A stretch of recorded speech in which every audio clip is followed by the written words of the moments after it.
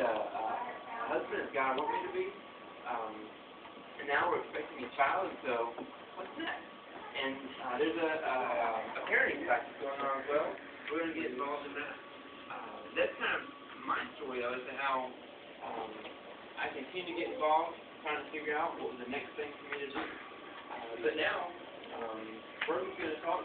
What is the next thing that you guys can get involved with? So Burke is our founding pastor here at Grace. He's going to share with us.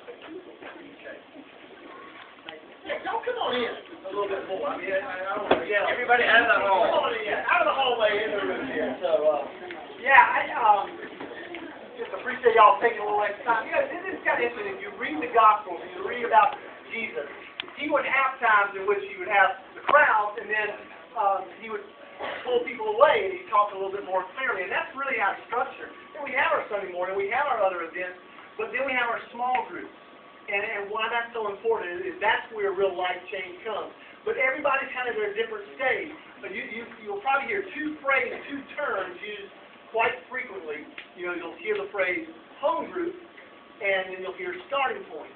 And a home group is more for those, if you're a believer in Christ, and you're pretty solid in your faith, and you're pretty confident, and you want to take communion on a regular basis, and you're wanting to be challenged and to challenge others about how to become more like Christ.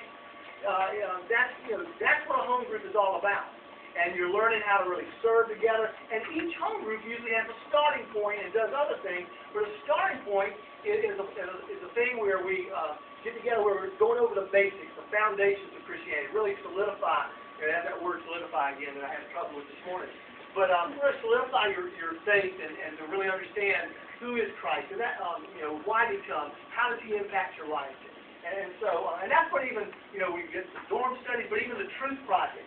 That's really a starting point. And I'd really encourage, if you're a freshman, even if you're not a freshman, but that's just a great opportunity to come on Sunday night and really understand the foundation. And then still take advantage of the home group. And then as your time allows, to be able to say, yeah, I want to jump in with the home group. Because we're doing this because we believe, just that verse in 1 John 2:6 says, anyone who claims to live in him must walk as Jesus did. And that's just tough to do alone, to walk as Jesus did. And so we're wanting to see that at every stage of life, you're learning how to walk as Christ did. And we got started years ago, about 15 years ago. I was pastoring a church, getting started over in Cary. Now, your typical